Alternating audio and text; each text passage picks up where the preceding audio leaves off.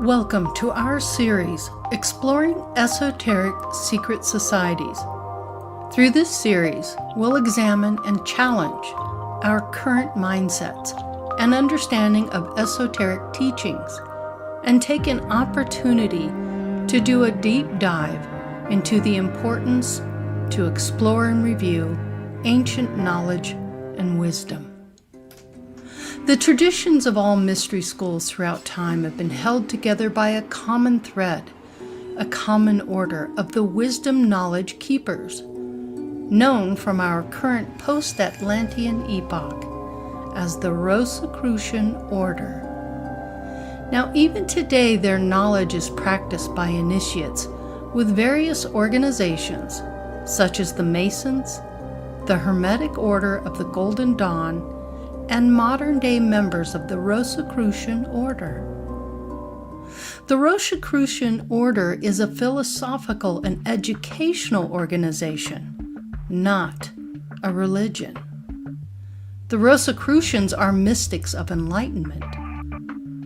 They were a legendary and historical secret society that emerged in the 17th century Europe, claiming to possess esoteric wisdom and the power to reform religion, science, and the arts. Their origins are centuries old. While their existence is debated, the Rosicrucian movement had a significant impact on intellectual occult thought. They believe in secret wisdom traditionally passed down through ancient times that can transform humanity. By revealing hidden knowledge about the universe, the spiritual realm, and the natural world, they combine elements of occultism, Hermeticism, Jewish mysticism, and Christian Gnosticism. Key beliefs include the importance of spiritual advancement, selfless service, and the study of natural laws to live in harmony with them. Centuries ago, they were actually alchemists who used alchemy as an allegory for refining their qualities from the more dense to the more refined. In themselves, it's about personal transformation. Their core beliefs and practices begin with spiritual enlightenment, the pursuit of divine knowledge through transformation and mystical experiences. Alchemy as a metaphor, not just turning lead into gold, but refining the soul, transmuting ignorance into wisdom. Unity of science and spirit, they champion the harmony between scientific inquiry and spiritual insight, a concept that resonates deeply with modern holistic approaches. They also believed in universal brotherhood, emphasized compassion, interconnectedness, and service to humanity. Geometric light codes and symbols, as well as sound and light through the mystical semiotics. How does this influence modern spirituality? Rosicrucianism has profoundly shaped contemporary spiritual movements. It's through New Age philosophies, holistic healing, and even quantum spirituality.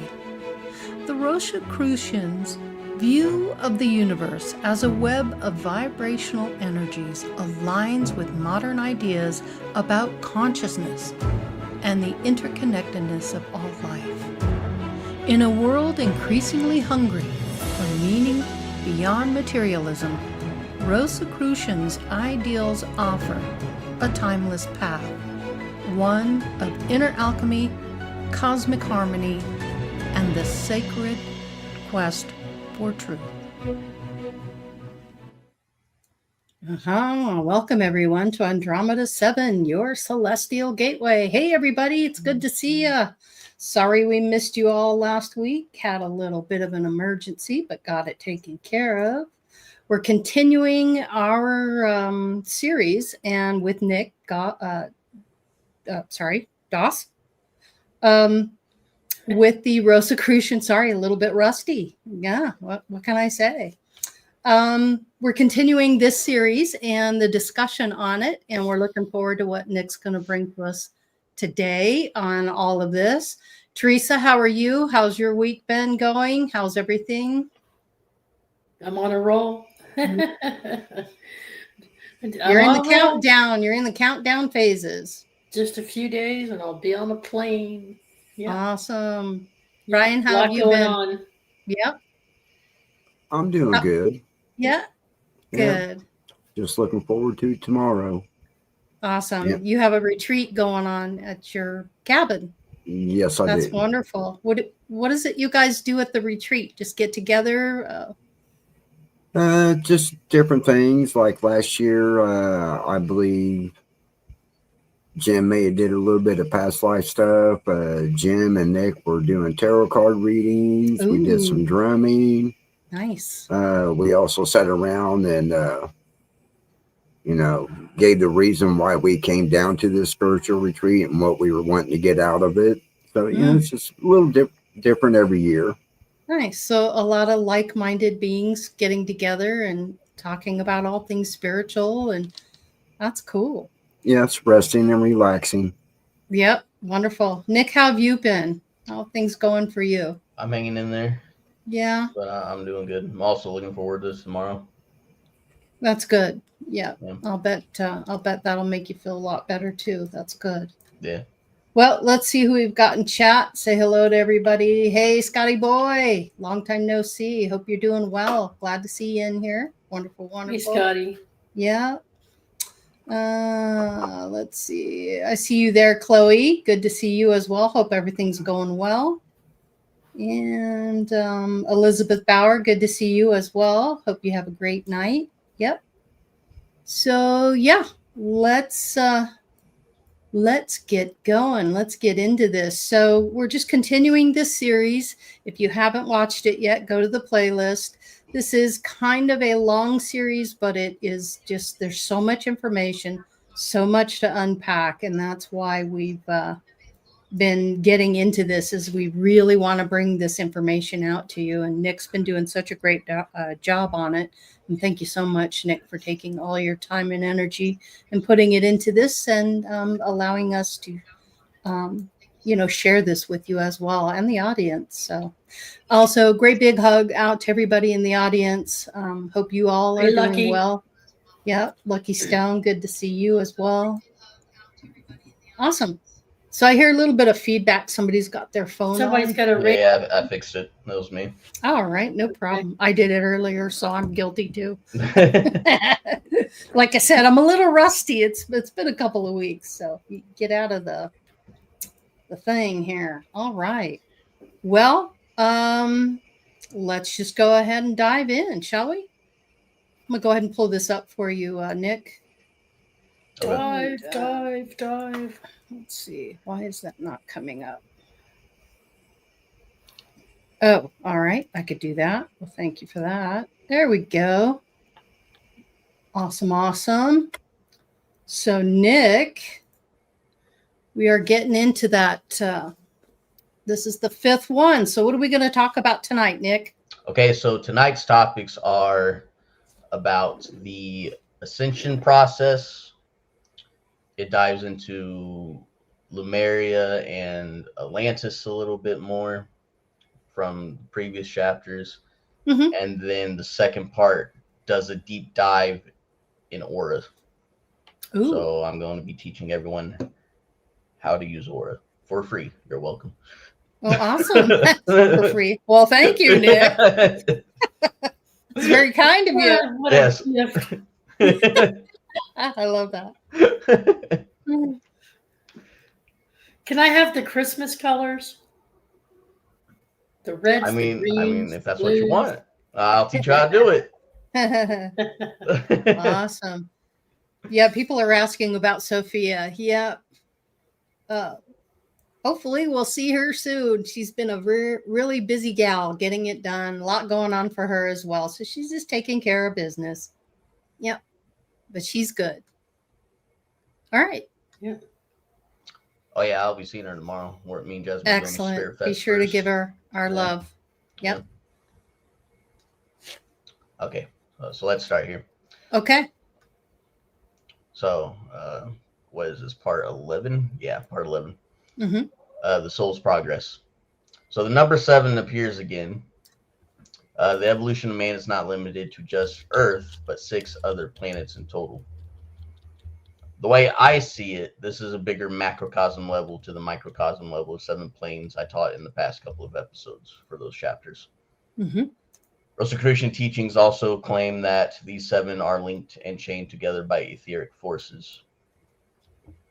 Like levels, our souls progress to the next planet and will go full circle several times.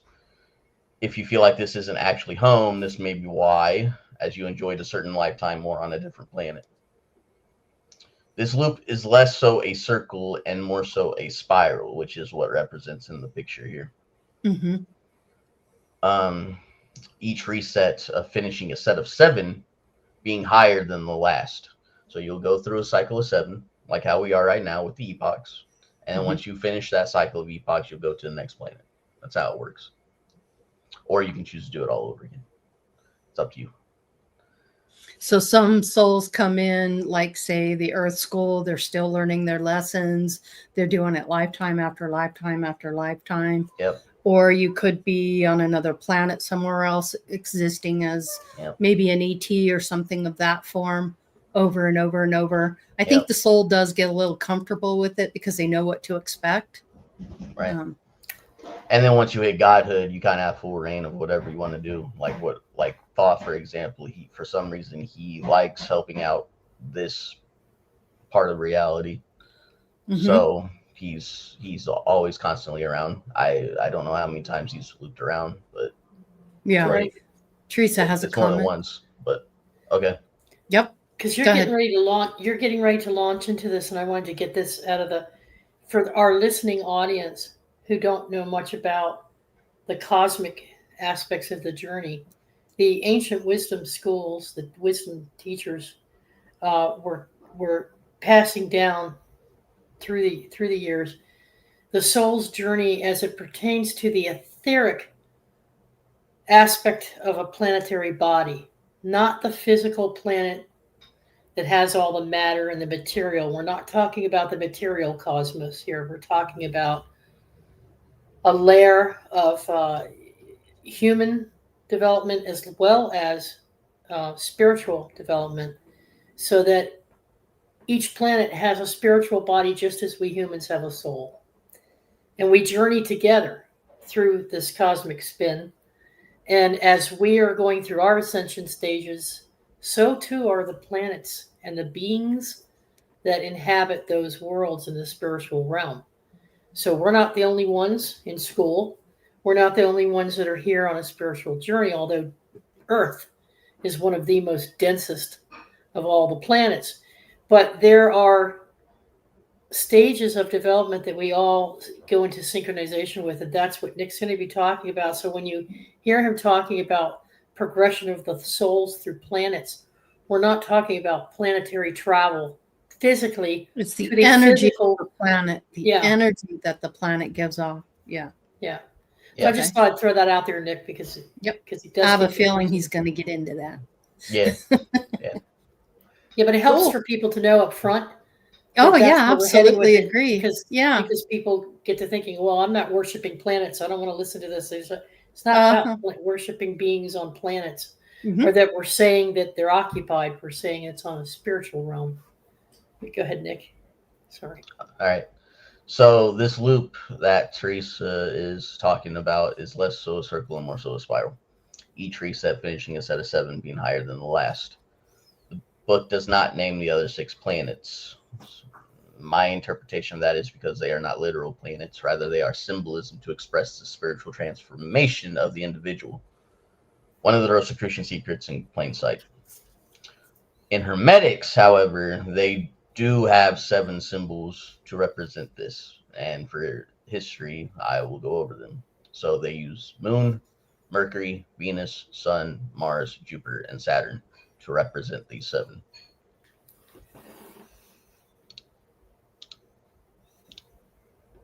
So the level up grind, that is basically a multi-layered MMO.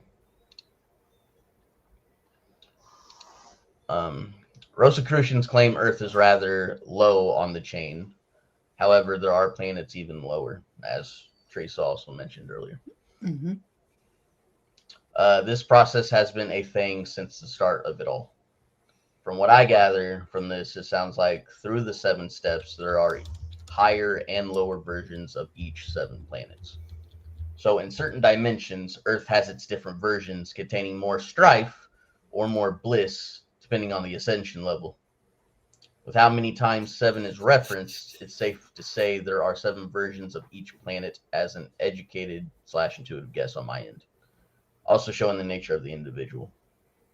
These evolutions are how new forms manifest sometimes. A planet may only have the tier up to animals, but with enough loop arounds, level ups, completions, and realizations of ascension souls will start manifesting the human forms on that planet in due time. For an example,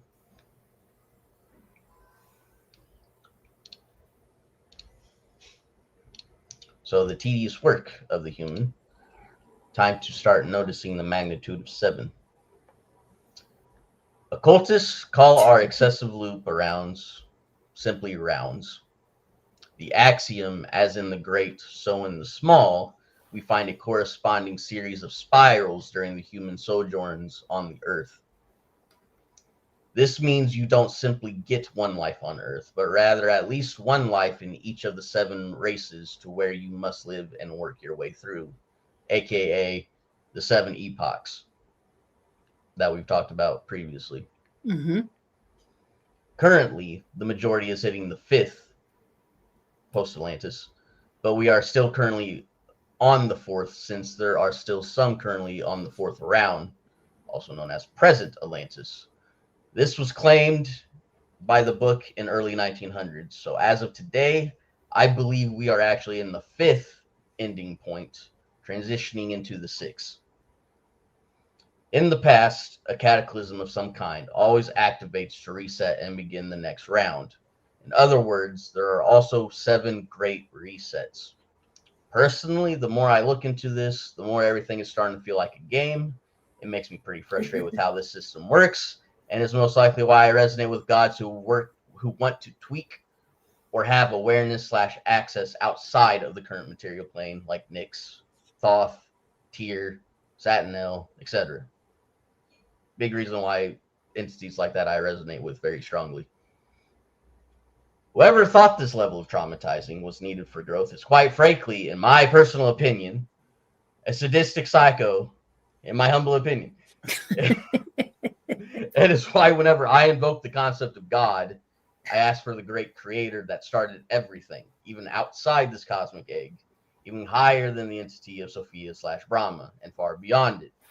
I'm just grateful for being hell-proof at this point, as it gives me the clarity in chaos where I can express and inform everyone around me the path of a better way. I understand why it has to exist, but I'd rather not participate in such low vibrational experiences with this newfound awareness I have reached, which, ironically enough, shows my soul's progression to a higher state of being, because I had to experience / inflict a type of hell to have the awareness to finally denounce it. That's how it works, people.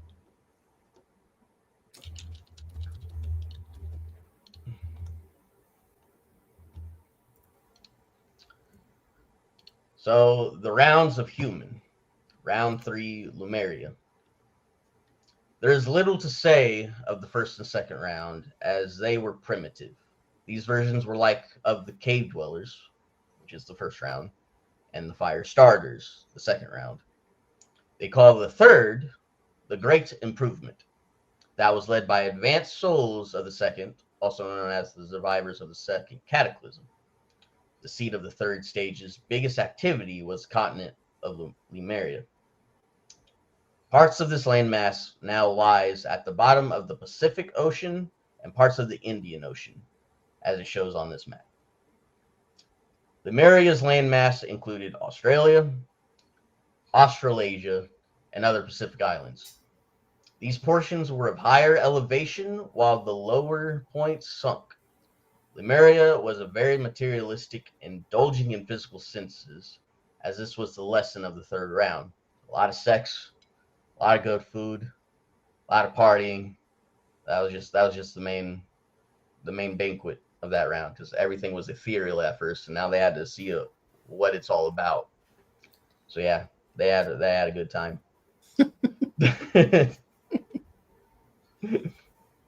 I guess, yeah. Yeah, What can you say? yeah.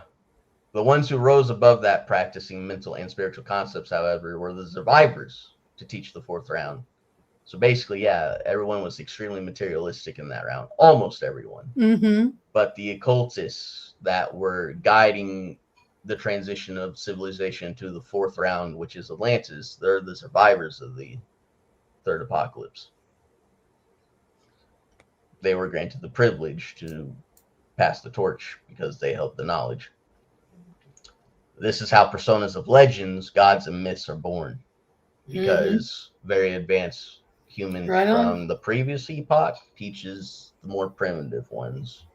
That's true. And to a caveman, if you're showing them how to heal a wound magically, they're going to think you're a god. That's Yep. the way it works. Mm-hmm. Yeah. It's something they never seen or experienced, so it Right. would be pretty wowing to them, I would think. Yeah, especially Like, here's fire. Here's how you create fire. Yeah. Here you go. Yeah. Or like out in the Book of Enoch, how Enoch talks about getting put into a spaceship. Yeah. Symbolically, he calls it a chariot of fire, and you can see the earth. Mm-hmm. You can deduce what he means by that. Right. Yeah.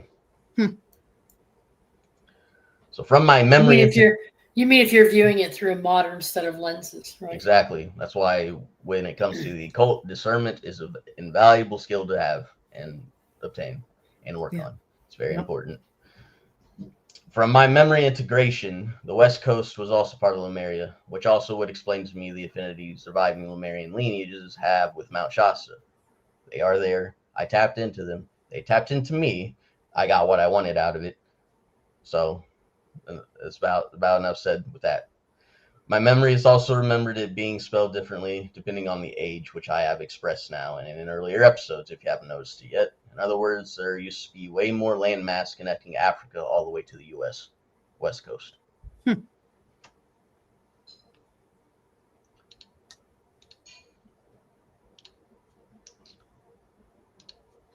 So, the inheritors of Lemuria, round 4 Atlanteans, the story I've shared for a very long time. With the passing of Lemuria arose the fourth race, the lead of this being Atlantis and its people. Atlantis was situated in a space that is now the Atlantic Ocean. Atlantic. It's I don't know how to make it more obvious. Right. Atlantic, Atlanteans. Yeah. Starting from the Caribbean Sea, ending at Africa. Mm-hmm. Cuba and the West Indies being some of the highest points of Atlantis geography that did not sink. Atlantis was extremely advanced. Rosicrucianism claims they were more advanced than even current civilization, and they are right. Mm-hmm. I can confirm this. Yep. This was due to the survivors of Lemuria. They figured out to prolong their lifespans by an incredible degree, thus being able to teach and show through actions in the flesh what they learned to the Atlanteans. So Atlanteans didn't start from scratch. They start from a huge advanced civilization that got all the knowledge handed to them on a silver platter. From what I remember, these lifespans were exceeding 6 figures. My persona of Thoth, being one you know well, was one of them. And there's other names, Axio during the time of Lemuria, Zero being one of my earliest, where huge great world trees were still around. That was during the time with the Infernal Dragons. I used to exist since, I know this because I was one. Other names of note are Hermes, Shektek, Arlich, and Vomolitzes to show this validity. My current being Nicholas, and none of these being my true name, the novice occult student would think it foolish I would share such information. The advanced ones know these are extra layers that keep your true essence protected. This tactic hits multiple targets of my goals. Proof to the new student of metempsychosis, and the declaration to the advanced students of mine showing them I am, in other words, back. Any magician worth their salt never shows the card that is your true name to anyone. Mm-hmm. For reference of why, look into the drama between Isis and Ra when Isis obtained Ra's true name. Is this at a time when you're talking about Atlantis inheriting Lemuria? Yeah. Wasn't it right around this time that the spirit of the earth, or the soul of the earth, if you will, separated itself from the sun and the moon? It was before we had the human characteristics that we have now. Yeah, It was early on, early Atlantean society. We hadn't fully evolved yet as humans that we are now. From what I gathered, it started way sooner than that. From what I gathered, it started from the second epoch and the beginning of the third, because the Hyperborea was it the boreal area that was first? It was the boreal. Boreal is the first one where all the energy mass is put together, and it's just a giant mass in the egg. Then in the Hyperboreal, that's when it started cutting into pieces. That's when individuality started forming. But then in the third epoch of Lemuria, that's where everything fell into matter, and everyone started getting even more individualistic. Do you remember the Rosicrucian you're one of your favorites, Max Heindel? Mm-hmm. He says humanity was more ethereal during the Lemurian and Atlantean epochs both. Yeah. The spirit or ego united with the physical body and developed red blood, leading to the development of self-awareness. And our first human forms were starting to come into being in the Atlantean epoch, because that's when they started experimenting with DNA and trying to figure out how to form who we are now. What you're describing here is a very advanced modern civilization of etheric spiritual beings that haven't fully developed into our heavily dense matter. When the souls of Lemuria fell, they didn't forget that wasn't a concept yet. It wasn't ever supposed to be one. So they were tapped into everything. They were finding and that's one of the reasons why Lemuria was so materialistic, because they were learning what material actually is. They were indulging in it as a learning process. And they found out how to perfectly balance the two. They shared it with Atlantis using dark magic and taboo science messed up that balance, and is why it's such in disarray today in our epoch. And our epoch is all about trying to heal that. And in my opinion, we are healing it. It's just there's a lot of people that are resisting. So who knows? Or they're not ready. Mm-hmm. They're not ready. They may not be ready. Yeah. You mentioned in the last program when you were talking about reincarnation.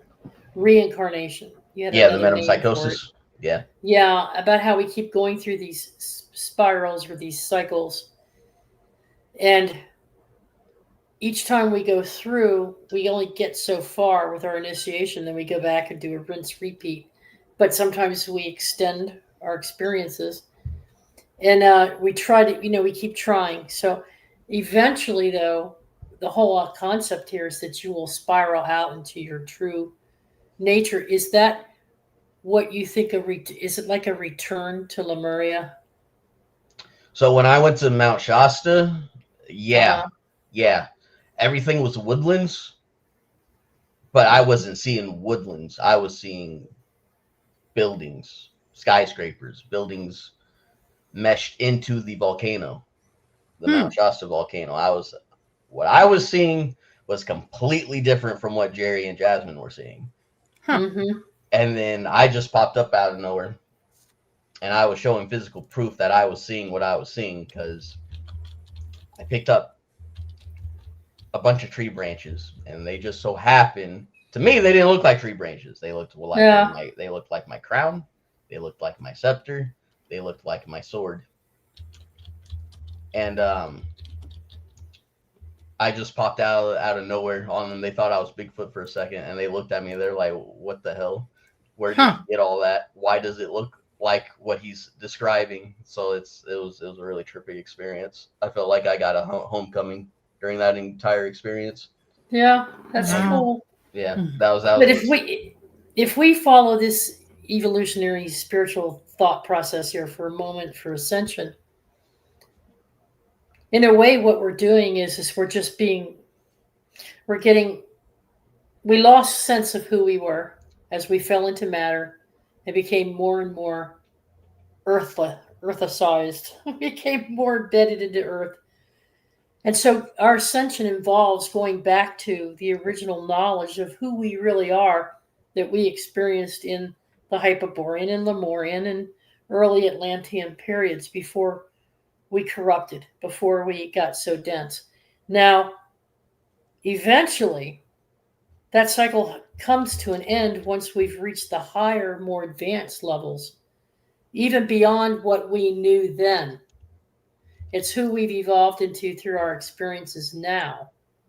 So it's not a complete return to our state of being as it came into the matter through the Hyperborea and then Lemurian. It's going beyond that. It's going back to the original source, to our true divinity, our true divine God nature. So it's on that highest plane that you described in the unfoldings on the last program. Yeah. So we actually evolve into that and can break that spiral. Don't have to keep repeating it. Don't have to keep reincarnating. Yeah. Because eventually we come to the full awareness of our full highest spiritual consciousness. Yep. Which is that we are the one. Yep. I am. Yep. Remember in the last episodes we were talking about how we are working on to become demigods, essentially. Right. That's the next step. So that is part of the process, yes. So we regressed and now we're going back up, essentially. Mm-hmm. Because that's just how it's supposed to work. Ascending again. That's part of the universal laws and its realities, because it's necessary to learn the lessons. It's what it's all about. Yep. Not even the gods can go against universal law. They are subjected to it, just like everyone else that is also within the cosmic egg. Universal truth. That's right. Yep. Yeah.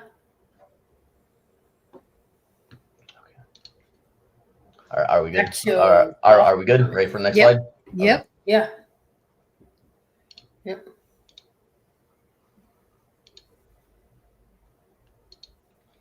The Atlantis downfall. A father's sin passed down to their son.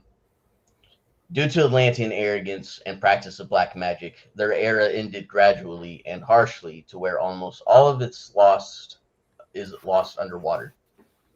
The chosen of both Lemuria and Atlantis to this day still keep the flame alive. As I mentioned, the Lemurian survivors figured out how to exponentially increase their lifespan. Some of them are still alive today. That's how ridiculous it is. So they're all the way from the fourth epoch, and they're now currently seeing the sixth epoch unfold. No different with the Atlanteans that were chosen, that didn't choose to stop. Who did choose to not stop the reincarnation. To stop the reincarnation. What am I trying to say? The Atlanteans that decided to, unlike me, to keep their current life instead of doing the reincarnation process, they've been still around since this very moment. And they have everything. They still remember everything.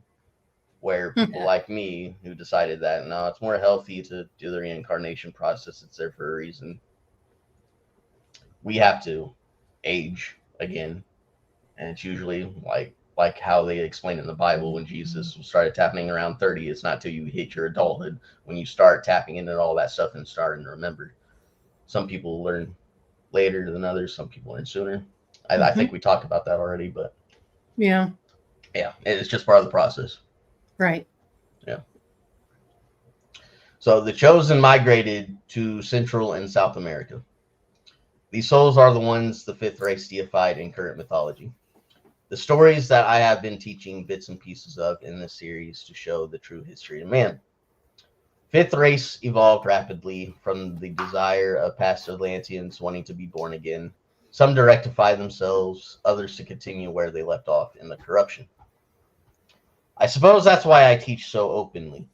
Many would think throwing pearls I have acquired to the masses to be wrong, but the way I see it is if you perceive humans as only animals who can't learn how to utilize truth, wisdom, and knowledge correctly, you are already failing as an occultist. Forgetting that what you think is what you create. Many Mhm. think me saying this is arrogant, yet they are the ones behaving like they are above all creation. Even when they are taught that isn't how this works, just because they were granted the privilege to see a bit more than their peers. This is my attempt to get a bigger pool of elected so they can avoid the trauma of the next cataclysm and cleansing the corrupted Atlantean souls. If I had my way, there wouldn't be any need of a cataclysm for one to advance to the next step. I, however, understand how selfish that ideal is and see how some have made choices where they have to go through it. I'm saying this in advance because there is still time to reverse it. The fact I'm not even the only one in newer generations going this route about it is, in my opinion, the physical proof. This is the all's will saying it is time for less secrecy and more inclusion. Why? Because we have Amen. gained the start of a majority planetary consciousness that no longer needs a cataclysm to fix it. I plan on playing my part to keep it that way. I and others like me are the embodiment of ushering in the 16th epoch. This is my warning to the bloodlines of the elected. Just because you are descended from the past elected doesn't mean you will be elected to survive the next catastrophe. The choosing process transcends ancestry. If you have turned privilege into corruption, it would be wise of you to start repenting and mending the damage you have caused before you meet a terrible fate. The false elites think they are safe, building so many bunkers, making plans to escape to Mars, and so on, thinking they are clever enough to avoid the consequences of their actions, not realizing all they are doing is making their own graves for themselves and their offspring, even deeper than what it already is. I have seen this fallacy in man practicing government more times than I would care for over my many lifetimes. Ancestry isn't what makes you great or lackluster. Your choices are what make or break you. Amen to that. So, being creatures of circumstances. Throughout our history, we have always had the rise and fall of civilizations. Most of the people in this wave have no real awareness of why this happens, the leaders even being puppets of destiny. When a nation declines, it is because the advanced souls of that nation leave for the next step. They passed the lessons already. They didn't decide to stay, they decided to move on. And when they leave, they take their wisdom with them, leaving the less mature ones to their own devices. Ascended masters who have already passed the material tests then come in to guide and support, like Thoth and Nyx, among others, working with me as an example. The 6th round we are currently transitioning to will be at a level that will look like perfection to the prior rounds in wisdom, goodness, and enlightenment. But as you all know, 6 isn't the last step. So once we've transitioned to that, don't be Icarus flying too close to the sun, because we're not there yet. The book claims it can't even describe the 7th, as it is to advance even for the 4th round of lead occultists to forecast. So basically, the people of Atlantis that have the knowledge of how all this is going to go down, they can't even describe 7th epoch because they were on around that was too early to comprehend it. However, for an example, something like a 4th rounder can be leveled up. They would then be considered an artificial 5th rounder. This is the advantage of being adept in the occult teachings. You'll often be ahead of your time, but this is also why people like that feel alienated and misunderstood. Few may recognize your, or my genius now, but their descendants will notice, and with it, they can build on that foundation, making ideas we wouldn't even think possible in our current state.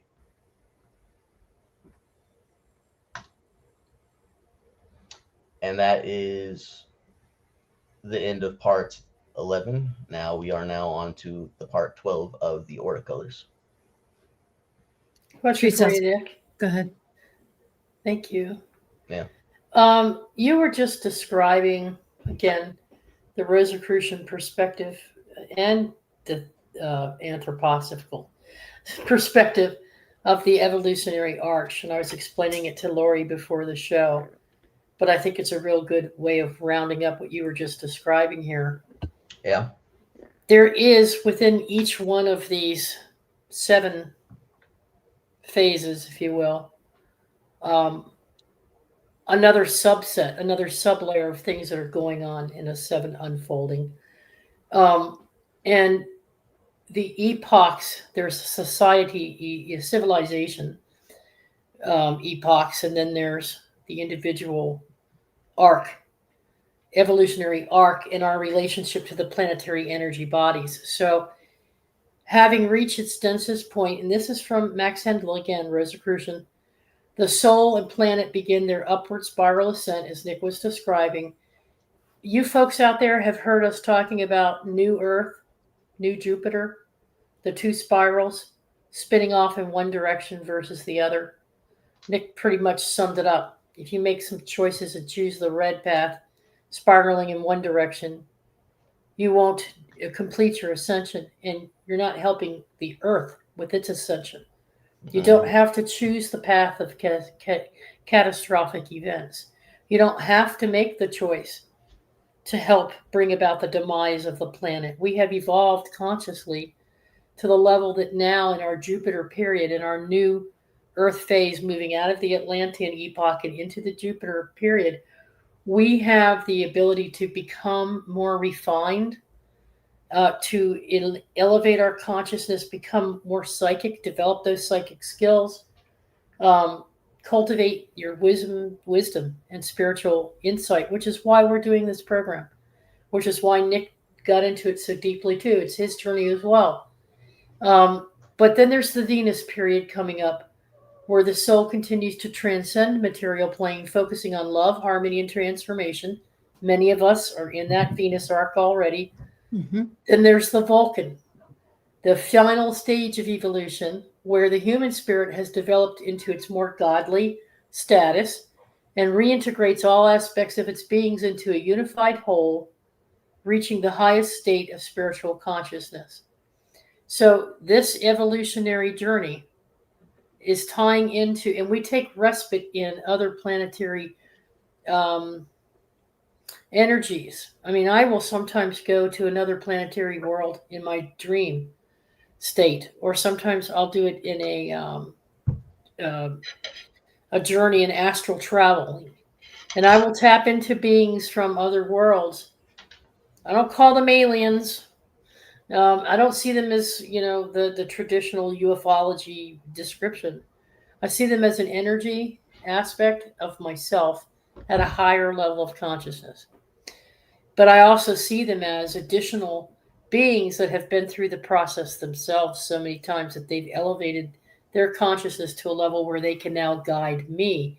Mm-hmm. So when Lori and I go deep within to our root source energy field within our own bodies, within our own soul, we are actually tapping into a numerous amount of not only our previous experiences here on Earth, but also other actions with other beings who have been through the same thing. But sometimes it's other aspects of ourself. I have an aspect from Mars.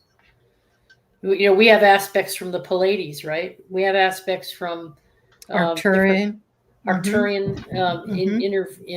So both the angelic realms and those realms from those other worlds. Yeah. And so this time through our spiral, we're coming closer and closer to our Vulcan period, highest state of spiritual consciousness.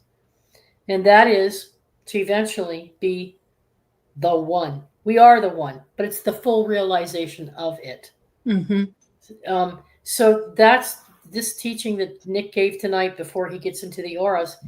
This is what's so critical and what's so important about the information he just shared with you, because it's a major decision that each and every one of us need to make. Mm-hmm. As to whether or not we make it in this lifetime, this time through our cycle, or maybe we're going to come back. But really think with your remaining years, and some of you are so much younger than me, you're probably thinking, "This is old lady talking about." No. When you get to this stage in your life, when you hit your 60s, even when you hit your 50s, And Nick, and that's why these young ones like Nick and the others are hitting this point sooner than we ever did. Mm-hmm. Because that's why that round of consciousness is gaining ground. Yeah. So more and more of the people that are coming in, right, Lori, is the Mm-hmm. wave. I agree. Mm-hmm. So they're at a much more attunement with this. It's taken us a little bit longer to get here, but Yeah. eventually we all come to a point where a decision has to be made. How do I want to live my life? Right. How do I want to experience the quality of my now? What thoughts am I using? How am I creating my existence? We exist. And what do you want to Therefore, focus we on? are. Where do you want Where to do you put wanna your focus? Mm-hmm. Yeah. So, anyway, So before we start, if anyone in the audience has some questions, I can wait a little bit to see if someone has anything, because what I just laid out is some pretty heavy stuff. So yeah. So yeah, I'll give everyone a couple minutes to think about it. Yeah. And if you got anything specific you want to ask, I'll do my best to explain it. I like how I want to thank you, and I kind of like how you're presenting it as not as Nick, not as Thoth, not as anyone, but as your fully integrated, understanding, conscious being of who you really are through those characters and through those emanations that you've had, and you're sharing your memories and experiences.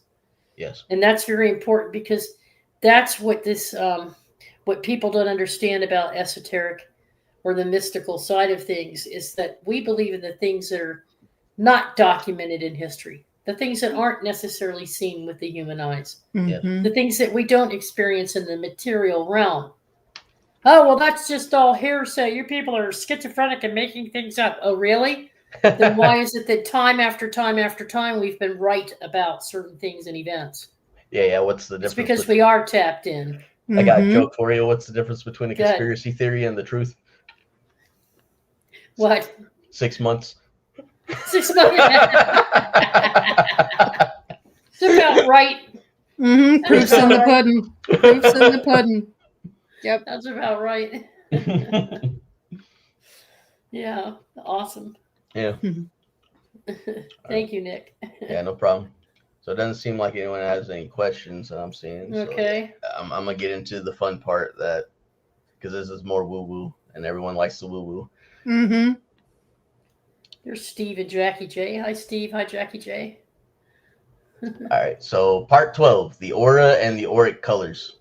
One of the more interesting points of the Rosicrucian teachings to the average student is the topic of aura, also known as, by the occult, the psychic atmosphere of the human individual and the astral colors which manifest in that field. It's invisible to ordinary sight, but visible to clairvoyant vision. So if you want to literally see it, work on clairvoyance. A person's aura is the emanation from the soul, or souls, of the person whom it surrounds. It is akin to the rays of the sun or the fragrance of flowers. It is more so energy than matter, albeit it can be considered a very subtle form of matter. It extends roughly 2 to 3 feet from the body, all around, forming an egg. If you ever done things like shielding or Reiki, that is utilizing your aura. I'd like to make a comment about the aura. So the aura can change. You don't have the same aura all the time. Brian, remember way back when you had that picture taken and at All My Relations, and you were coming off of like a real hectic day or something, and your aura color was a little different than what it normally is? Your aura does change periodically depending on your mood, your attitude, and what's going on.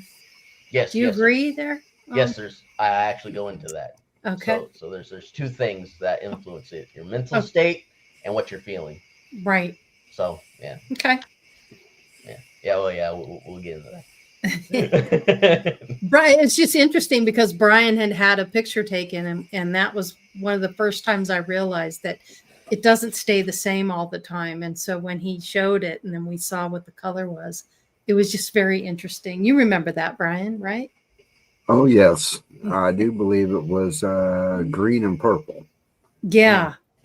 And something was really going on. And then your next one was completely different from that.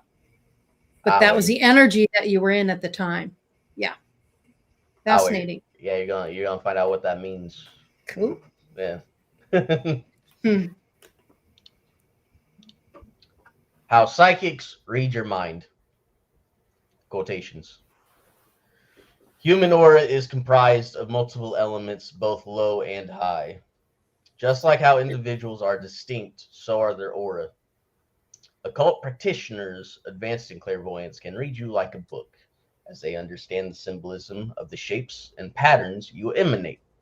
Hence why I've learned how to become invisible to them, unless I give them consent, like Jim and Sophia. Being a few examples. You mean you can mask it? You can block it?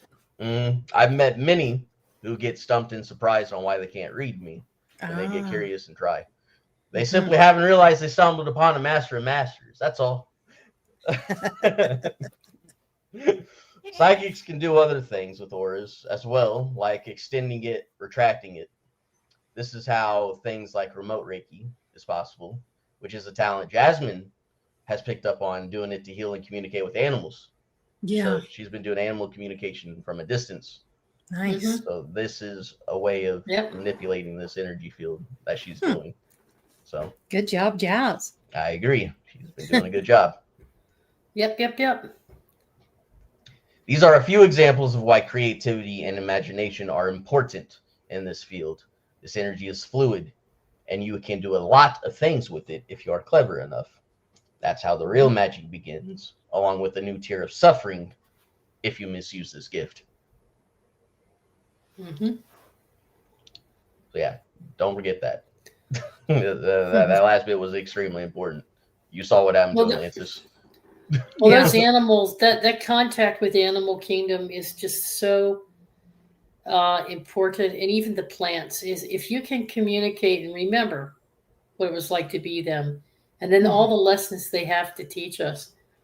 It's a good starting point if you've never connected to anything outside, inside from deep within. So practicing with the animals actually brings you great wisdom and encouragement and can make you stronger psychically, so that you learn how to do the different, tune into the different vibrations.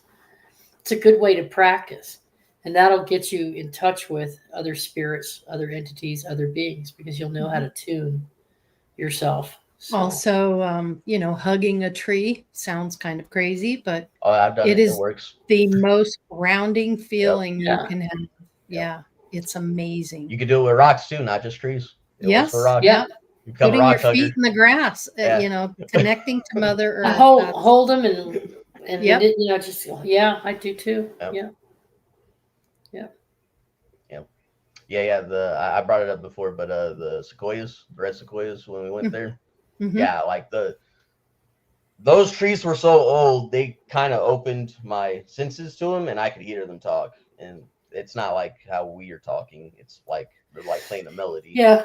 But I could understand what they were talking about, which was weird. It was like I was translating their sounds into English. Yeah. Both the trees and the rocks that were there. So that was a pretty cool experience. It kind of shows you how much nature energy is in that place. So if you ever get a chance, go to Mount Shasta, go to the red sequoias. Great experience. So nice. I'd love to go to Mount Shasta. Yeah. So here are some characteristics of the aura. The lowest element in aura is called physical emanation by occultists. It stands to attention like bristles and almost colorless. When someone is sick, these bristles droop like animal fur instead.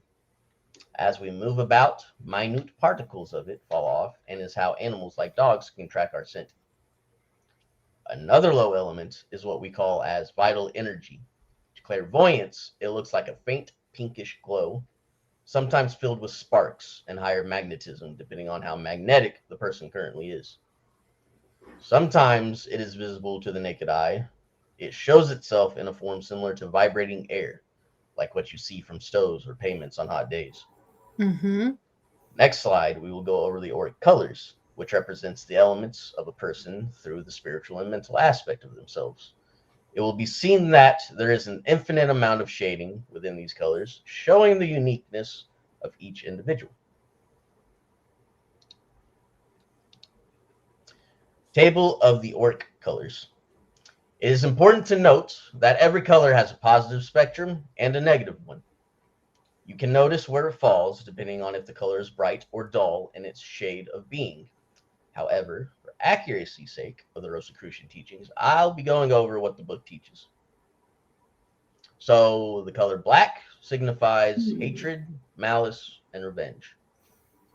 The color gray is when it's bright, means selfishness. When it's dark, it means melancholy or terror. Green, so bright, indicates diplomacy, worldly wisdom, suavity, tact, politeness, and polite deceit. Muddy shades of green show low deceit, low order trickery, low cunning falsehood. Dark or dull shows jealousy or envy. Well, that's a synonym, jealousy and envy. How do these relate so far to your training in as a Reiki master? So my strong suit isn't clairvoyance. My strong suit is clairsentience.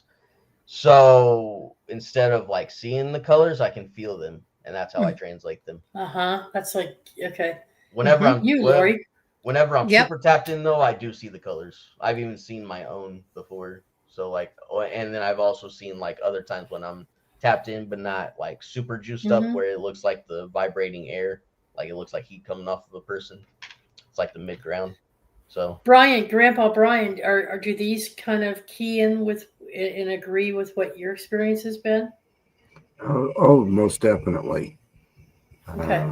Especially when doing Reiki, like Nick, I really don't see the colors as much as I feel the colors Feel or it. feel the energy.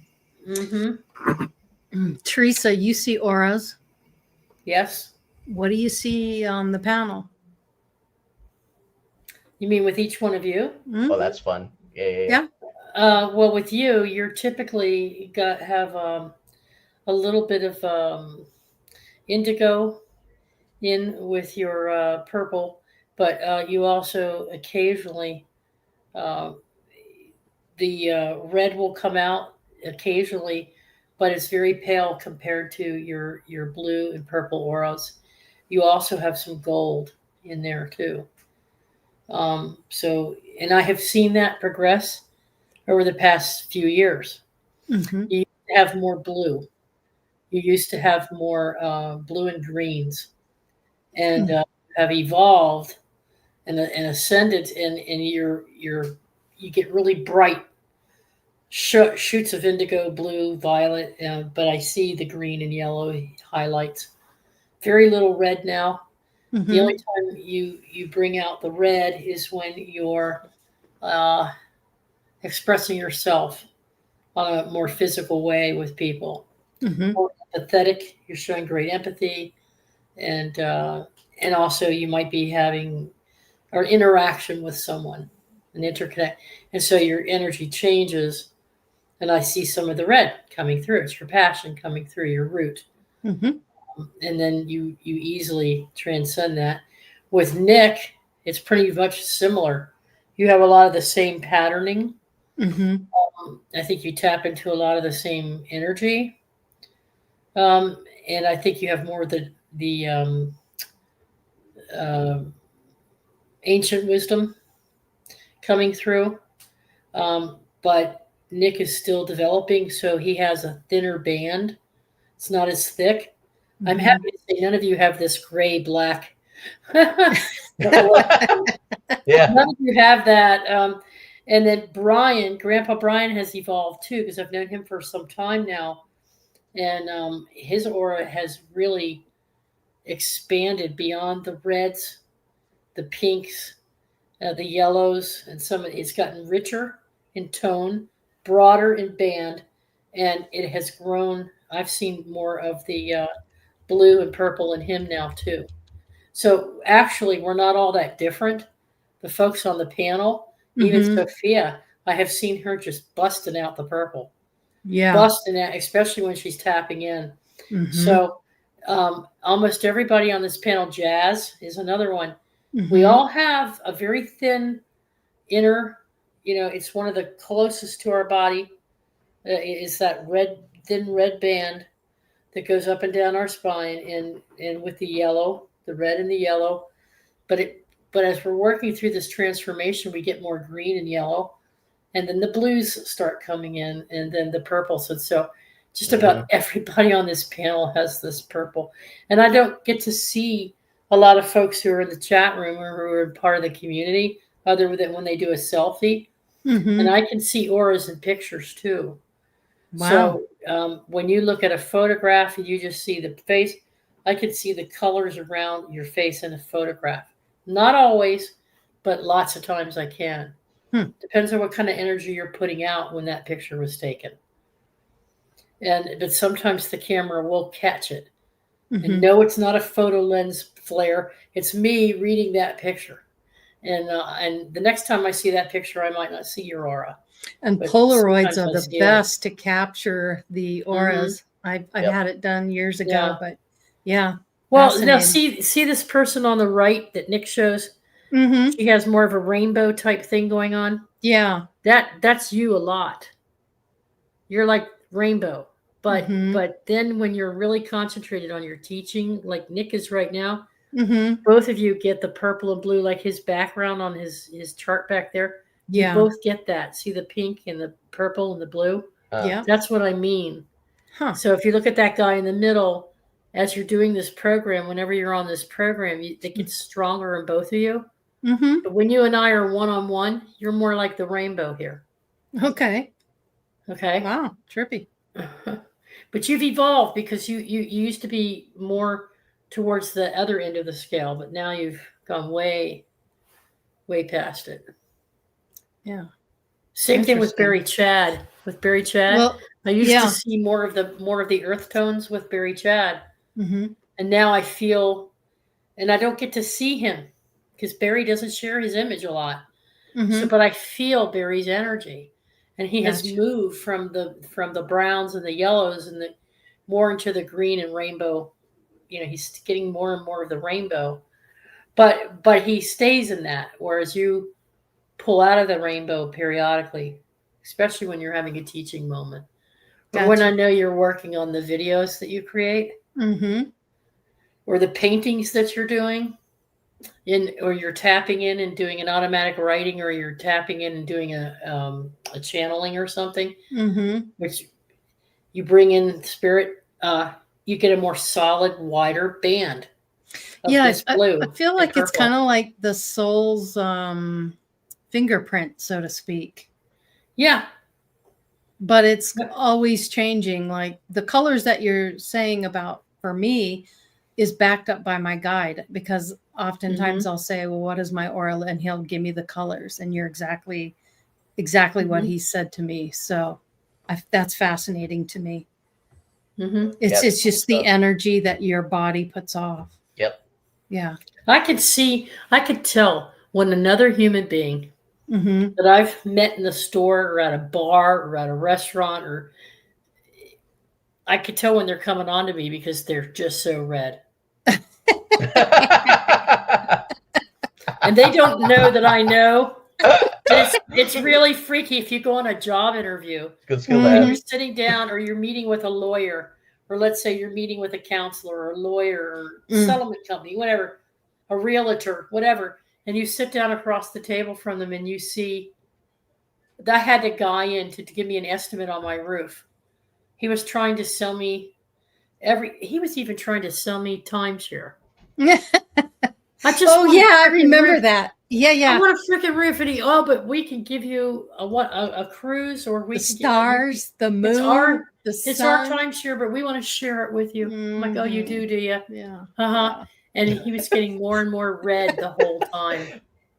Wow. He was getting red with me, and I'm like, okay, you can leave now. Oh, He's he was more getting, interested in. yeah, he was He's getting more angry. interested. Uh-huh. Yeah. Uh-huh. I could Yeah. see it. Because you weren't But I could playing. also, I wasn't playing, yeah. Mm-hmm. Yeah. So sometimes this kind of comes in handy when you have the ability to do it, because you Oh, can yeah. see. It's not that you can understand. You don't necessarily know what they're thinking, but you can read their energy and know if it's good for you or not good for you. Mm-hmm. You know? And that's And how what they their do it in intent medium. is. Yep, Yeah. and Yeah. that's how they do it in mediumship. They're not literally reading your thoughts in your head. No. They are seeing your auric colors, and Uh-huh. they are using their discernment to figure out what's going on with you, basically. Mhm. Yeah. That's why it's all creepy and accurate. Yeah, exactly. Yeah. Now, if you want to, if you're interested in the some of the red passionate side of things, okay, well that could work in your favor. But on the other hand, if it's like, get away from me, you creep, you know, and 9 times out of 10 with me, it's get away from me, you creep, you know. No, I'm not interested. Bye. You know. Mhm. But yeah, you had to go and ask.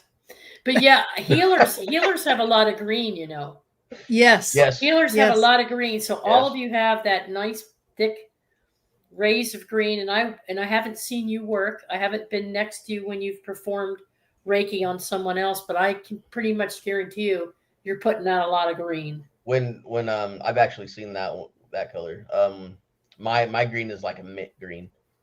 Uh-huh. It looks like the color mint. That's the best way I Mhm. describe it. So Yeah. Yeah. Fascinating. and it usually has a layer of like royal blue Yeah. with it. So yeah. And it's Cool. not like I can sit there like, you know, going through an amusement park and seeing all the colors of all the bright light. It doesn't happen like that. You catch glimpses. Yeah. It's not like I could stand there and hold that energy with you long enough to read. It just it comes. Have you always comes- had that where you could see that even when you were younger, or is this since you've developed yourself a little more? It's ever since I had the bus accident. Yeah. Okay. You're NDE. Yeah, back in 2010. Okay. And then I had a And head that's a injury before. A head and neck common injury. theme with NDEs. It's common for you to have those types of Yeah. abilities, but I think it's just that you're tapping into it because of the trauma and what you went through. It opens you Maybe. up, so to speak. Yeah. I've had Mhm. a couple of I had a head and neck injury too. Yeah. It was a very close call when I was in middle Mhm. school, my Okay. middle school years, and Yeah. that caused me to start seeing or experiencing things psychically, like a visitor who used to come visit me periodically. I now Okay. know who he is. I now know There you who he go. is. Mm-hmm. And other things, you know, other things that I was remembering, like this entity of Great Mother that I always connect with. Mm-hmm. And my mother tried to tell me it was a figment of my imagination or something else. But Yep. but yeah, so I've had bits and pieces of it all along, but the ability to actually see the auras started happening around that time, right after the bus accident. And so, of course, from a medical perspective, they're going to say it's your brain function because you lost. I had a traumatic brain injury. It was really bad. It took me years to come out of it. So I still have issues. But the point is that not enough to be bothered with. Yeah. But you know, it could be part of that if you want to look at it as a totally physical, psychological thing. But no, I know better because I know the spiritual aspect of it. Yeah. Yeah. So it's up to me You're to believe way my more reality. tapped in now. Yeah. Yep. It's up to me to believe my reality, not other people to define it for me. Exactly. Yep. You have Agreed. the inner knowing. Mm-hmm. So Yeah. they're I not just going. freaking know. Yeah. If they haven't had the experiences Yeah. that create the inner knowing, they're gonna have no idea what you're talking about. But Exactly. sooner or later, they will have that experience, and Yeah. they will look at it a lot differently. Mm-hmm. Promise. True. Very Yeah. true. So you jogged my memory, Teresa. I actually know a way where the audience can practice developing how to see it. So it's how I learned how to do it. So what you'll do is you'll go into your room and dim the lights. Mm-hmm. Once the lights are dim, you're going to go into a meditative state while staring at your hand. As you are in that meditative state, staring at your hand, what you're going to do is, instead of focusing on the hand, you're going to focus on the outline of it. Okay. Make sure you have a white surface that is the background for it. So, for example, if you have white walls, you got it already. You don't have to do nothing. If you don't have white walls, if you like being different, just like get a giant canvas or something to put in front of you and use that. There's a way that I was taught as well. If you take your fingers and hold it up in front of you like this, and you bring them closer and closer and closer together, you'll see the outline of the aura, and you can see it around it. It's kind of a trip. Try it right now, everybody in the audience. Just take your fingers and just bring them closer and closer, and then you'll see the outline. See it? All I see is cat hair. Yeah, there it goes. Yeah, it's like a mirage. Mm-hmm. It starts out like a mirage. You'll see a shimmer. Yeah. The same Keep thing with the way I do it. Yep. Yeah. It'll start out as a shimmer, like the heat wave thing. Yeah, but that's exactly what it looks like. Yeah. Trippy. But as you concentrate and focus on it for longer, you'll see more and more. colors. Yes. If you're actually doing now, I don't know because I am not a trained Reiki healer or let alone a Reiki master like you and Brian. So I'm talking only from my experience as a healer. Mm-hmm. If I am trying to help somebody, even as an EMT or an emergency situation, or a child who's like an upset tummy, whatever it is, if I rub my hands together to help me focus my energy, I don't know why other people do the smack rub. I think it's the heat. They're building up the heat and the friction. I know why. You want me to tell you? Yeah, in a second. Yeah, okay. I'll do it. I'll do it myself, and I'll get within almost a touching. I don't have to touch. I could just hover right above their skin. And what I visualize, what I could do is I could see their inner flesh, and I could tell if their flesh has a dark spot or energy in it. I could see gray, black, and I see it's like a disease, like a cancer, but it's not. I'm not saying they have cancer. I know that that's an area that they've injured. They've either eaten something that doesn't agree with them if I see it in a certain region of the tummy, especially down low in the lower bowel. But if I see that shadow in the neck or shoulder, I could tell they've strained their neck or their shoulder. I see, just like I would auras, I see different colors in the body, in the tissue of something that they're saying is bothering them.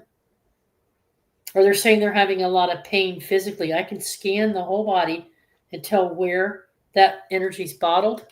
And I could tell that they have a knot around the joint in their knee, or I can see it in their inner thigh. I can sense it. Not always, but most of the time. And I will see that shimmer that you all are talking about. That looks like when you drive down the highway and you see the mirage effect. Mirage. Mm-hmm. It's like a mirage. Mm-hmm. So your body produces pain, and it vibrates at a certain frequency. And if a person can come along and see your imprint, it's like taking an X-ray of your body. Yeah, that's the closest way I can describe it. Mm-hmm. That's what I've experienced.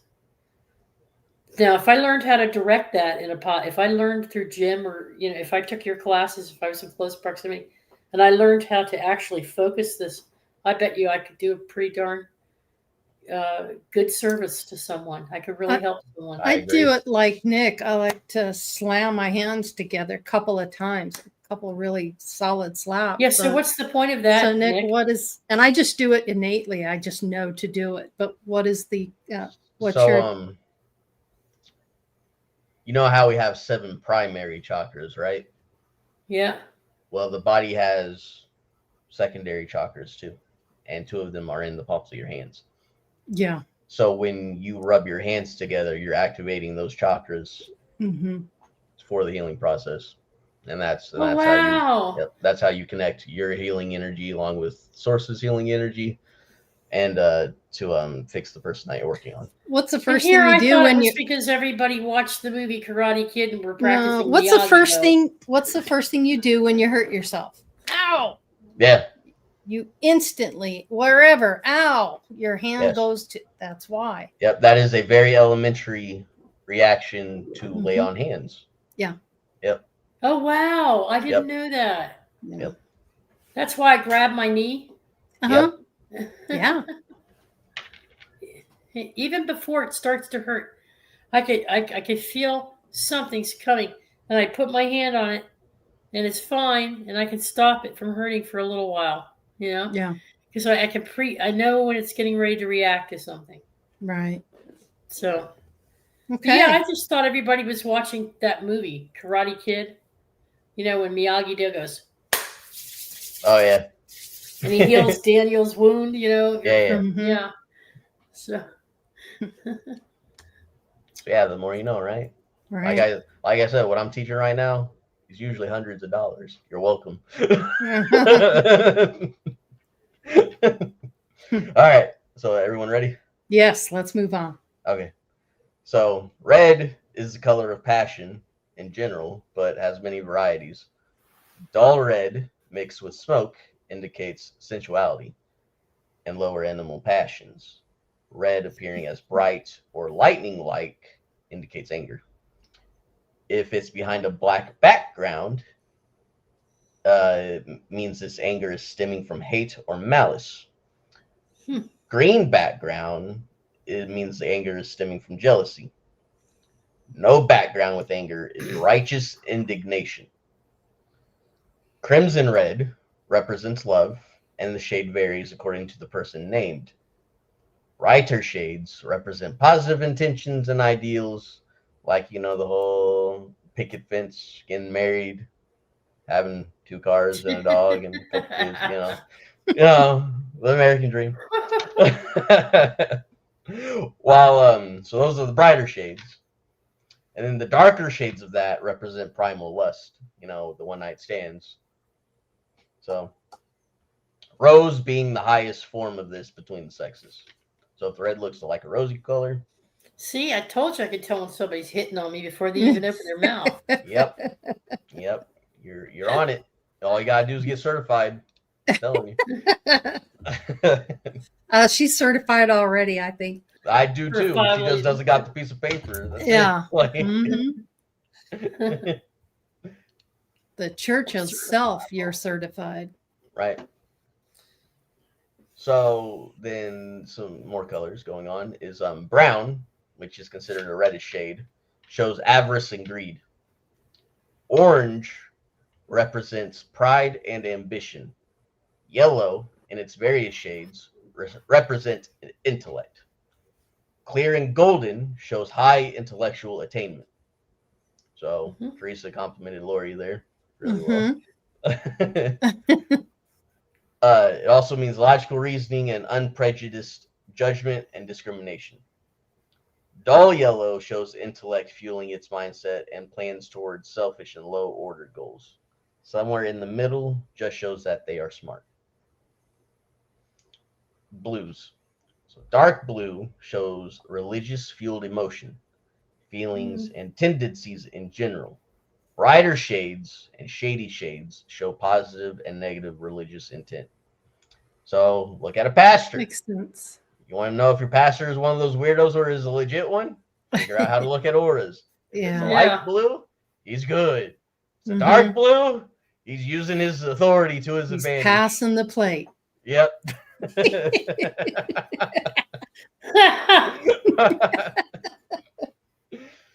Yep. Oh my goodness. And no pretty words can hide that.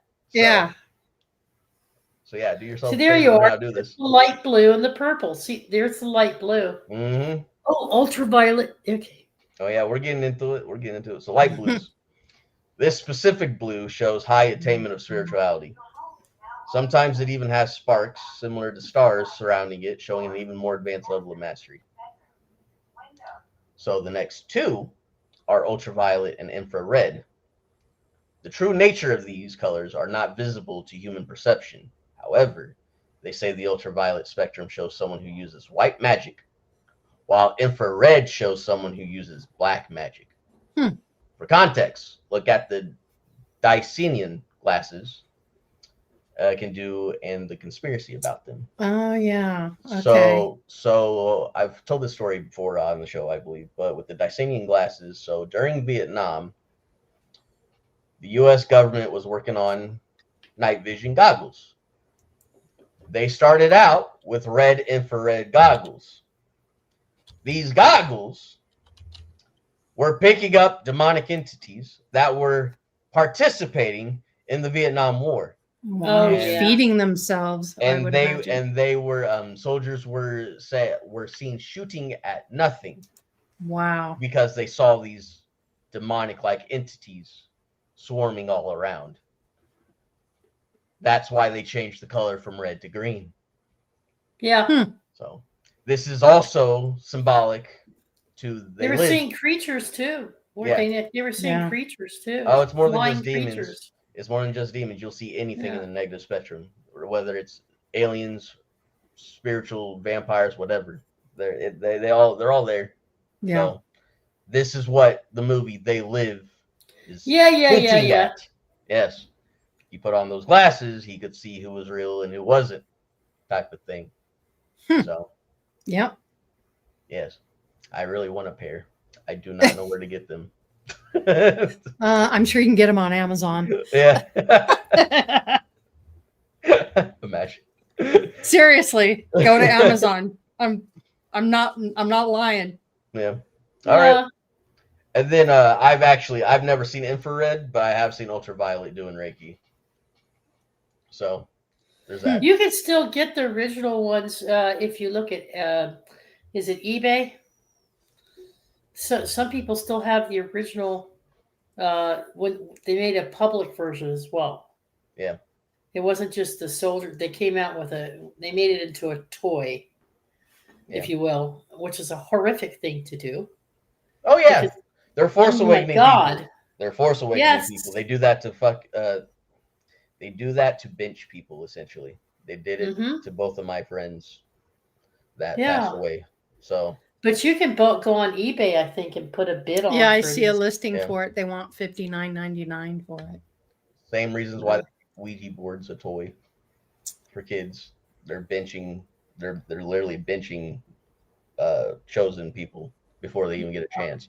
They make them go crazy because they experience those things. I call it Force Awakening. They experience those things before they're ready, and it fractures them at a mental standpoint. That you see it all the time. I talk about it later in later slides, I think, if I remember right. We'll be going over that. Yeah. So yeah, this stuff is real. So if you've ever Ouija boards are very dangerous because, especially if you're a kid and you're using it, you're going to believe everything that comes through, and of course, those negative energies are going to feed on that. You have to learn about discernment. You have to learn about protection and protecting yourself. So any kind of divination tool, whether you're using a pendulum or the Ouija board, you seriously you have to know how to protect yourself.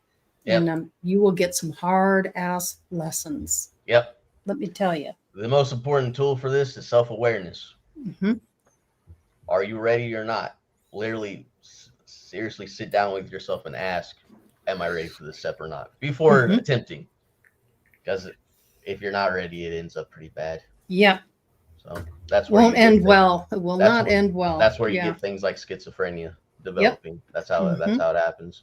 Yep. So. You're opening a gateway, a doorway to those energies. And you are opening it on a negative frequency. Exactly. So you're not going to get all the angels and dandelions and rainbows. You're going Your intent is everything. Exactly.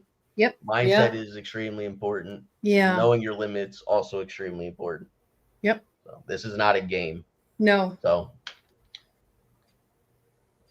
yes, always keep those things in mind.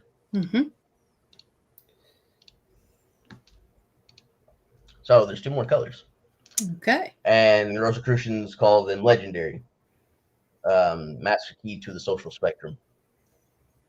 So there is a thing called a true primary yellow. Apparently, the yellow that me and you see isn't the real yellow. It represents the highest spiritual illumination of the intellect. And it's more golden, I It's believe. golden. Mm-hmm. I'm not sure, because from what That's where the alchemy comes in from. That's where the alchemy comes. Definitely it's a golden. thread. Mm-hmm. okay. Yep. From what the book was Well, saying it's is symbolic, son. yeah. From what the book was telling me, you can't really see it, even if you have the gift. So I don't know. Mm-hmm. No, what you see instead, I'll tell you what I see. Okay. I'll see a pale, bright light around someone.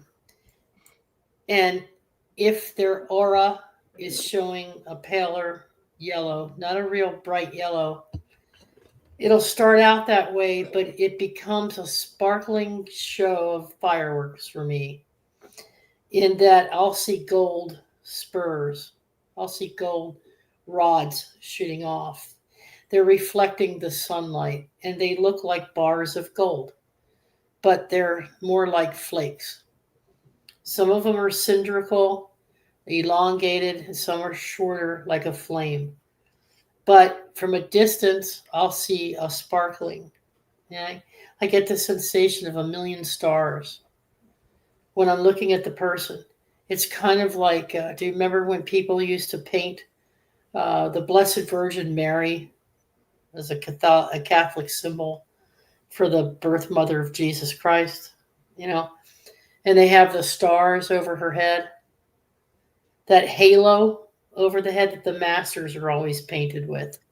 It's the same Like color Jesus as the did. sun. That It's makes that sense. It's the golden. same color as the sun. Yeah. Mhm. I get what you're saying now. That makes sense. And so I think what they mean by primary yellow being the highest spiritual, it's that because once you have become back into your true highest nature of self, which is your God quality, you are in full-on creation mode.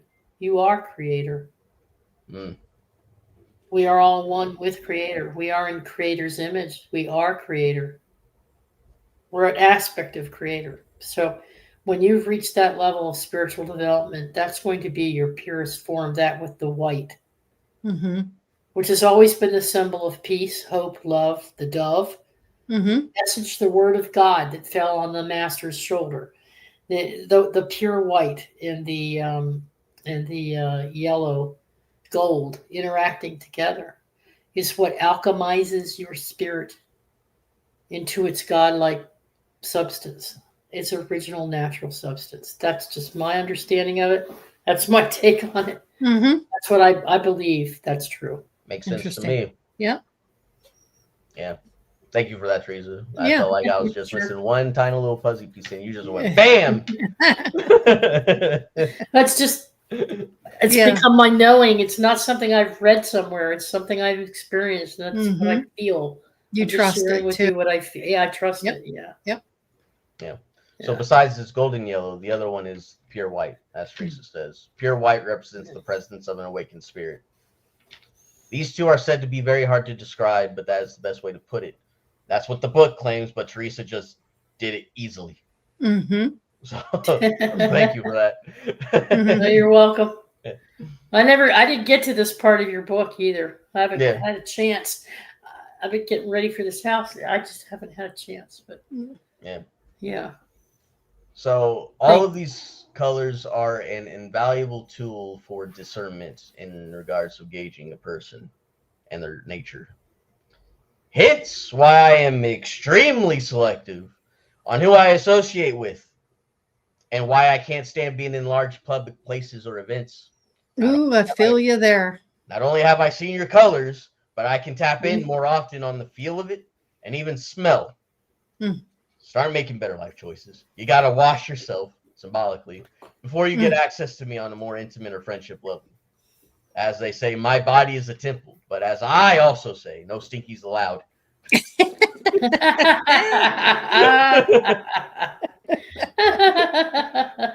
And you, the viewer, should also demand that boundary. This Yes. is why metaphysical practitioners get paid to do these cleanses and analysis. Mm-hmm. Yep. So, And you can do this for yourself. yep. It's actually, I believe it's more powerful when you do it for yourself because you have that power of intent. Yeah, it's the power of the intent and the power of the will. Yep. So, Oh, yeah. Beautiful. No doubt. Awesome. Very cool. Oh, there's our famous painter dude. white, black, and the three primary aura colors. Like with how they taught you in school, the primary aura colors are red, blue, and yellow, along with black and white. These colors, when blended in different combinations, make all the other colors. Black is an absence of color, the antithesis to spirit, while white is a mixture of all the different colors, the thesis of spirit. Makes sense. Black mixed with others gives shades, while white gives tints. It's hence why they say, oh, if the color looks brighter, it's usually a positive emotion, while when the color looks darker, it's a negative emotion. That's the nature of the matter. The red group represents the physical. The blue group represents religion and spiritual aspects. The yellow group represents intellect. White represents the true spirit, while black represents the negation of spirit. Anyone who works with tarot cards should be noticing that these color codes are the exact way that you get taught how to interpret the cards. So there's that link. I thought I would just sprinkle that in there for Yeah, it's interesting. Uh-huh. Yeah. Yeah. The blending of all these are manifested through the individual's emotions. No different with how light works. This is a part of the puzzle to why Tesla says frequency and vibrations are keys to the universe. Frequency bends light, thus creates the different colors. Hence why color-coded things are linked with symphonics. Yep. Hence why the lower and higher hertz are linked to certain states of emotions. Mm-hmm. It's all the same stuff. It's all put together. It's all vibration. And the magician who understands that can do a lot of stuff that a normal person can't. So.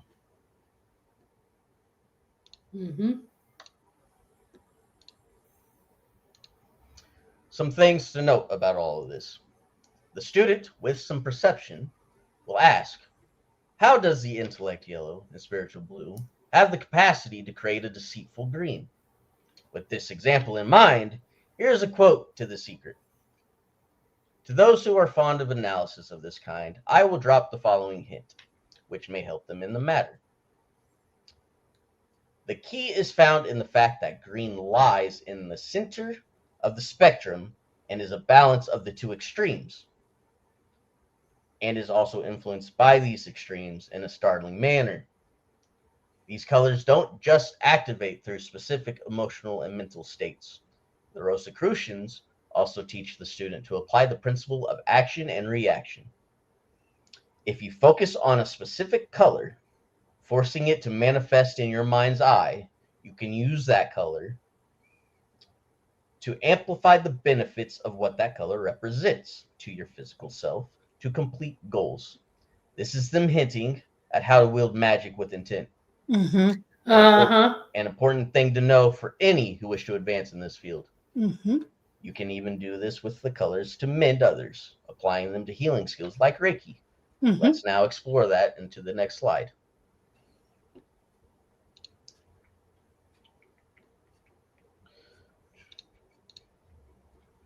The therapeutic scales of color. Blues, violets, lavenders, so on, when used for Reiki purposes, have a cooling and soothing effect upon the nervous system, the blood, and the bodily organs. Grass greens have a resting and invigorating effect upon the same things. Yellows and oranges have an inspiring and illuminating effect upon the mental faculties. Reds, especially scarlets and bright reds, have an exciting and stimulating effect on the mind and body.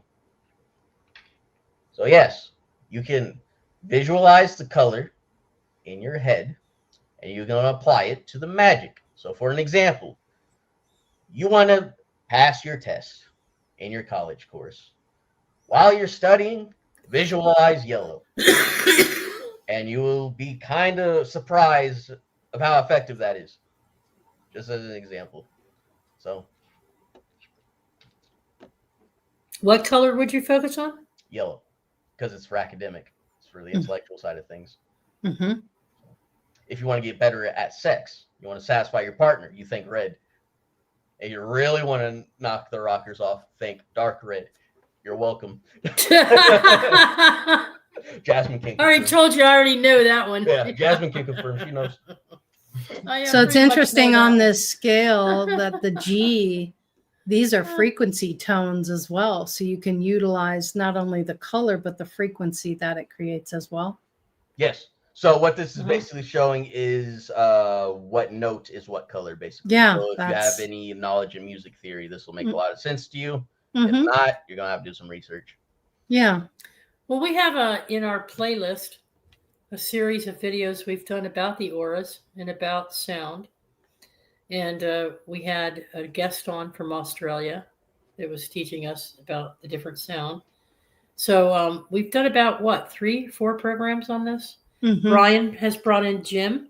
Yeah. To go over, we went over auras with Brian, and we went over. So check out our video library on the either one, I think, on Andromeda and Pure Love. And it'll be in our playlist. Look for the one with Grandpa Brian and Jim from All My Relations. And it'll be in there about auras. And there's a series of not like this, not this many, but about maybe three different shows that we've done on it, including the music of sound and light. Sound, light, and auras. Yeah.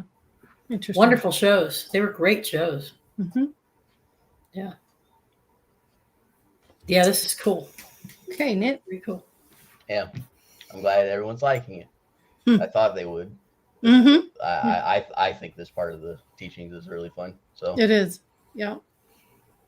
What's Barry saying? Red and gold together for a sexual energy. Yeah, that was a good thing to bring up because that's actually colors that I use for Kundalini or Tantra when I was using it. It's only for my significant other now, but you know. Well, you know what I would call that? What? Is, okay, there's getting together for sexual energy for the purposes of lust. And then there's getting together to share the sexual energy for the purposes of a higher intended relationship. Yep. And if you truly love and care for someone, and you're really trying to work with each other to elevate each other's consciousness, you go into that relationship with a pure intent. Yeah.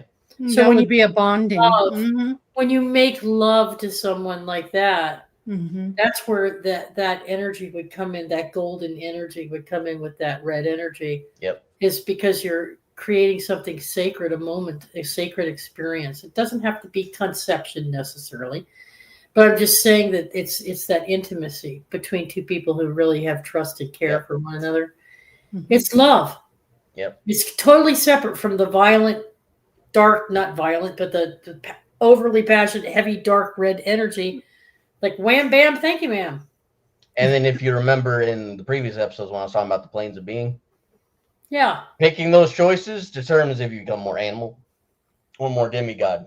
You pick the more positive side of things, that is you embodying the demigod stage, and you will ascend.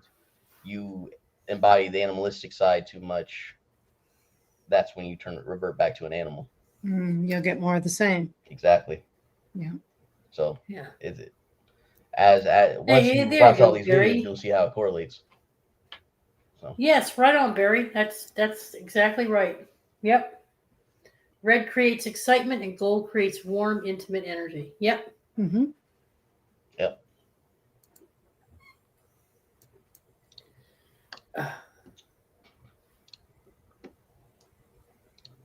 So the protective aura, also known as the art of shielding. So yes, not only am I going to teach you what the colors mean, I'm also going to teach how shielding is.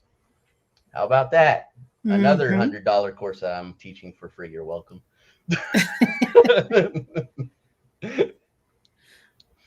So all my relations already taught me this, but I will go over how the Rosicrucians explain it. We instruct our pupils of the creation and maintenance of the protective aura. This is a shelter of soul, mind, and body against evil influences directed to them, whether they're consciously or subconsciously doing it. This protective aura is an effective armor against all invasions of psychic attacks. Yes, I said psychic attacks. Yep. If you haven't realized it yet, yes, this stuff is real. Mm-hmm. And I really wish my friend Jerry applied it, as it is a full counter to the dis-ease he was enduring. Mm-hmm. Psychic vampirism, black magic, and so on. This art of energy manipulation is extremely valuable against malevolent forces of all kinds. The method to form this is very simple.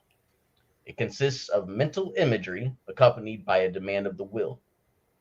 So this is what you're going to do. Like how you visualize the colors in your head, you can do this as well.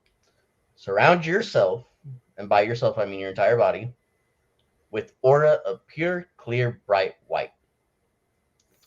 You're going to want to visualize this into your mind's eye, and you are going to demand it through will. You're not going to be like, oh, maybe you can give me the shielding. No, you're going to demand it, like you're someone from like Beverly Hills. You're going to be that stuck up about it. You're gonna say it like you mean it. Gonna put some hairs on your chest when you mean it. All right? Yeah. That's how you go about it. You can't be no limp noodle.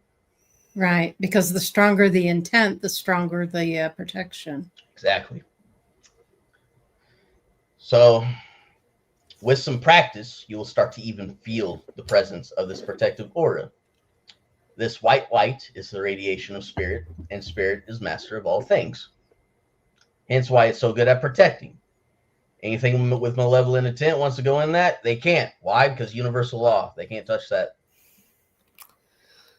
There is a place that I used to go when I first started channeling and really channeling.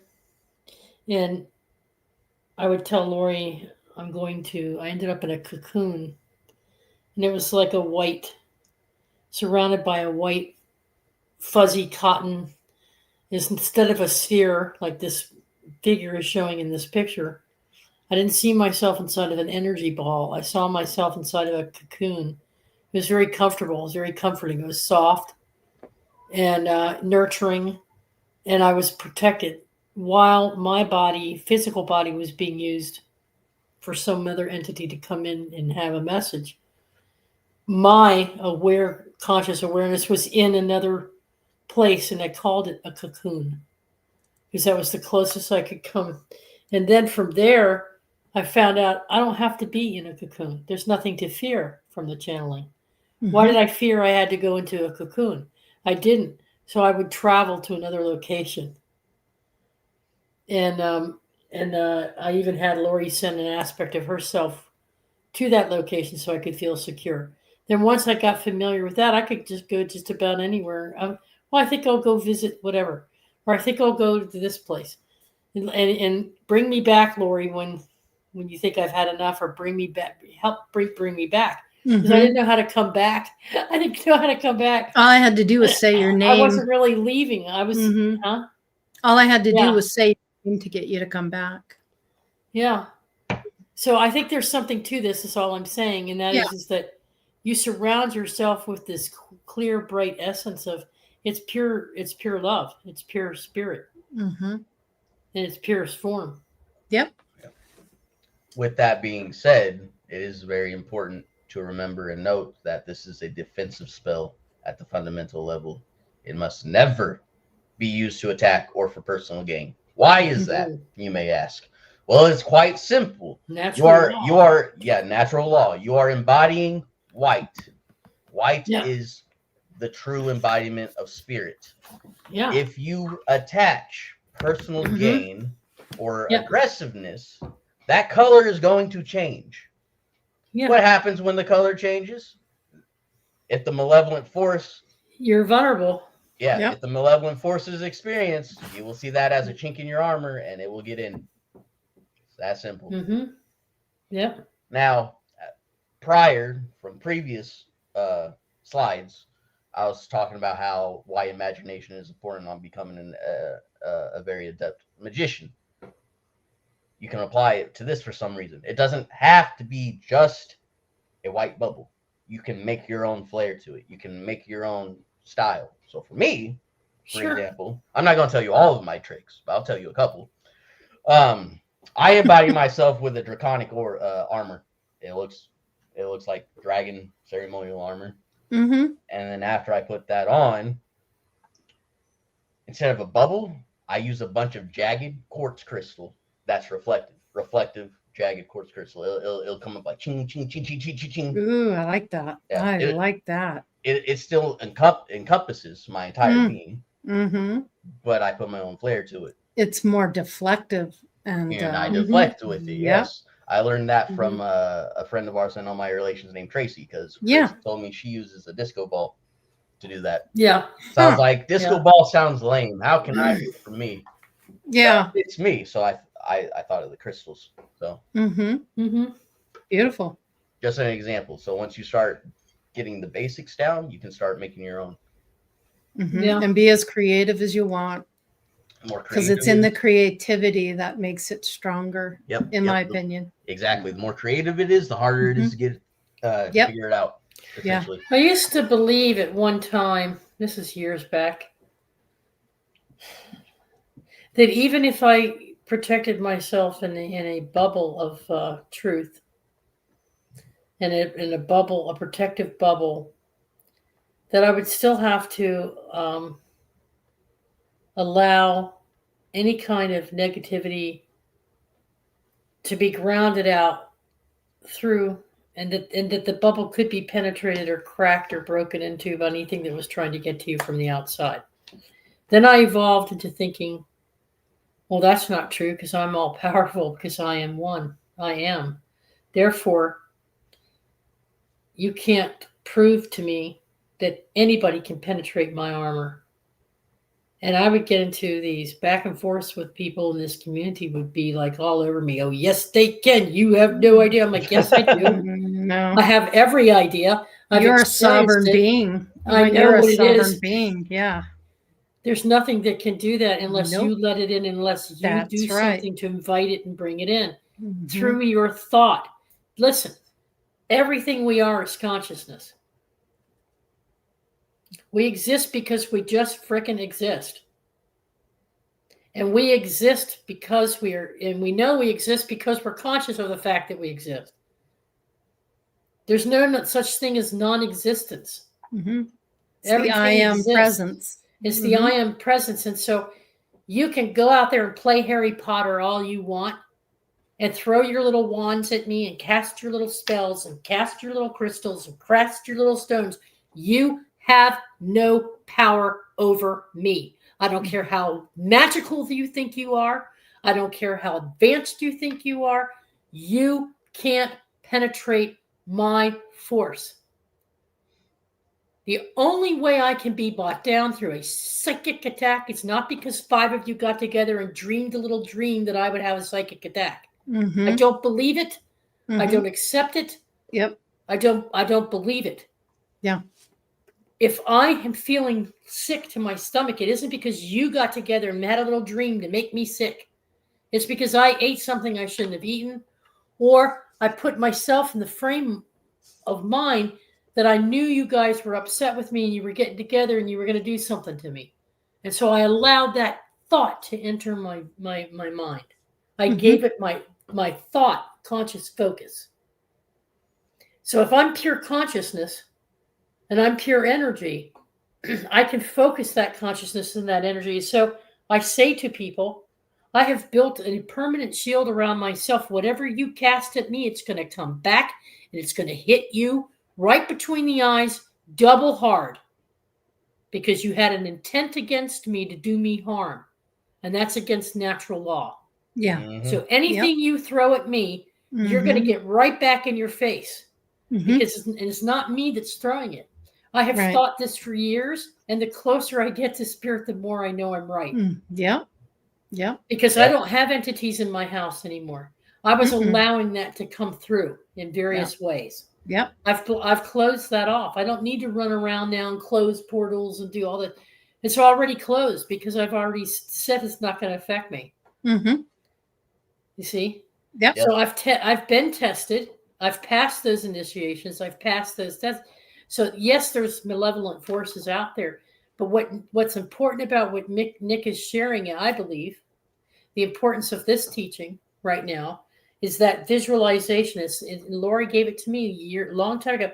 Visualize, you just have a great big ball, a heart, and you're just throwing the heart at that entity, and you're killing it with love. You know, you're not You just killing send it, it sending love. It off love. And they run for the hills. They just run. And they do. And I started doing that. Mm-hmm. So this method is very powerful because it helps you visualize in your consciousness. It could just as well be a cube or a triangle or a pyramid or as it is a sphere. For me, it was a cocoon where I went and rested. So it can be whatever you want that unconscious symbol to be. And it's that symbol is really you. It's really your own consciousness protecting yourself from other people's consciousness that want to yield and do things with not so good intent towards you. So it's a wonderful practice. It helps you get strong spiritually until eventually you don't need to even visualize it anymore. You just know it's there. Right? When I call in spirit, I always say all of positive light. So I allow all of positive light to come in because positive is good and that's what's going to help me. So I don't even acknowledge the darker side. I'm only focused on positive light. Right. Yeah. But I've been approached by people even at these craft fairs or these medieval fairs where I'm a great magician and I can, I have snake power. And I can do this to you, and I can do that to you. I'm like, yeah, you can do it to yourself. Because if you think that way towards me, it's just going to get a little snake of yours go bite you on the butt. You only have power if I give it to you. Mm-hmm. So guess what? You're about this powerful, little man. Mm-hmm. Okay? But they think they're such great musicians. They wear medallions and their little hats and their little wizard wands, and they think they're the greatest things in sliced cheese. That's their fantasy. My reality is that you don't exist, and I don't play in your fantasy. So that's how you have to think about it, folks. If you really want to protect yourself, just know that you are a sovereign, powerful being within your own right. Right. And no one and nothing can do anything to you unless you allow it to happen. Now, I don't mean natural things like you're in a war, you get gunshot. Can you get a sword stab? Of course you can. Can you drink poison? Of course you can.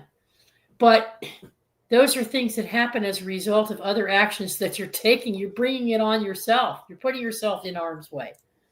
You decided to join the war. You decided to yield a weapon. You decided to get into a sword fight. Mm-hmm. Whatever that plan is for you, right? Yeah. It's not a spiritual attack. Yeah. Yep. Okay. Oh man, telling them about accountability. Oh dear. All right. Well, yeah, it's very, very well said. Mm-hmm. I couldn't say it better. So. Oh, something to note. When I was saying like these are like classes, they are classes. They get taught. I can go even deeper than this. And once my website is up, I'll be announcing it. I will be making paid classes for stuff like this. Me and Jasmine. Awesome. Good for you. Yep. And good for others. Yep. So stay tuned for that. We'll get to it eventually. Cool. Nice. Very cool.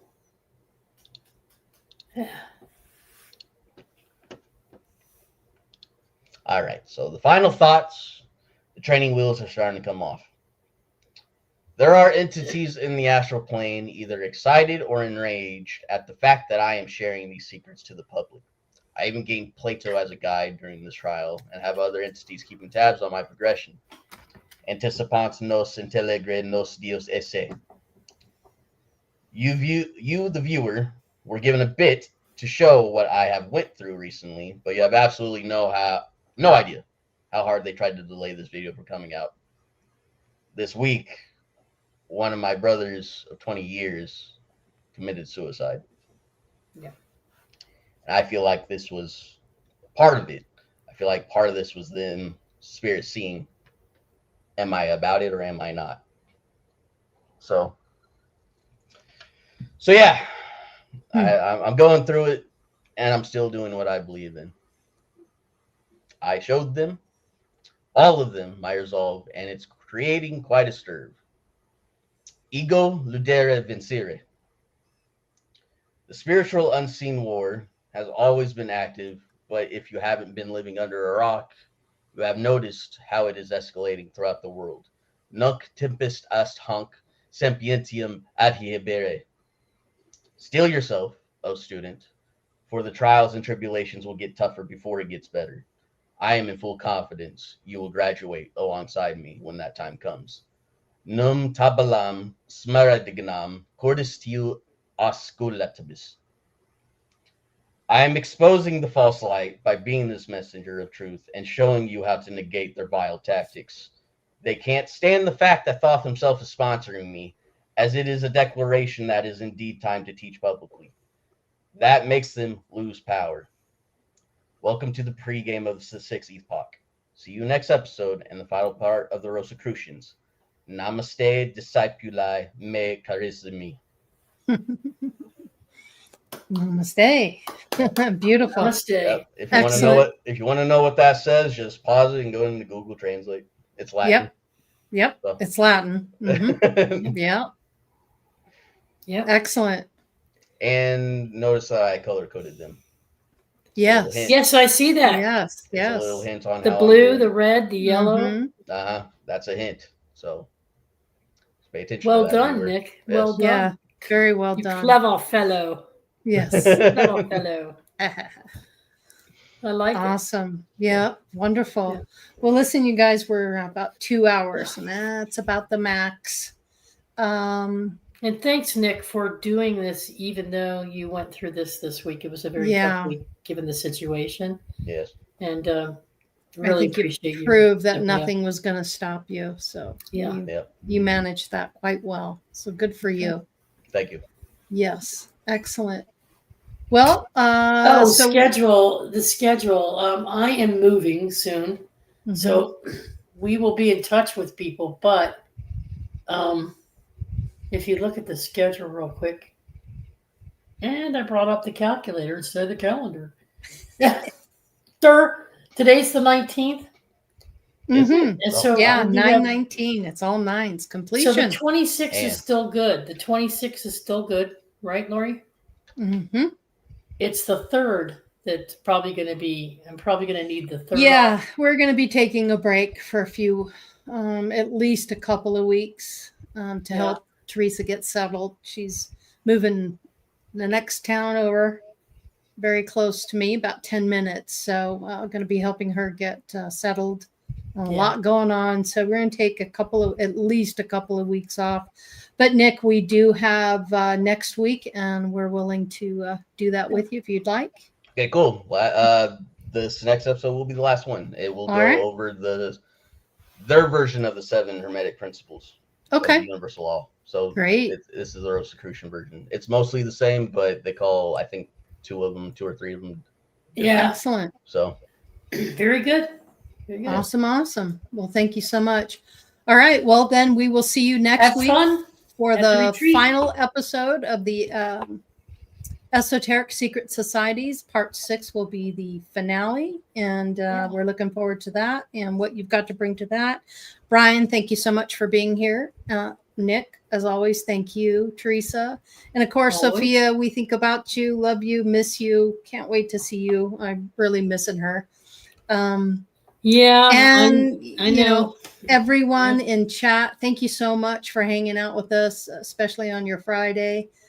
Take it all in and make up your own mind and decision. And of course, you're the final thought on whatever you want to believe. But hopefully, we gave you something to think about. Yep. And to the folks that our friends and all my relations, I hope you have a terrific retreat with Brian on his cabin. This weekend, all of you, Nick, Jazz, all of you. Yep. Enjoy Have a yourselves. great time. Yep. And let loose a little bit. Yeah. Yep. Mhm. All right. So we'll see you next week and have a wonderful week. And thanks again for watching. Peace and love, everybody. Good night, everyone. Everybody, good night.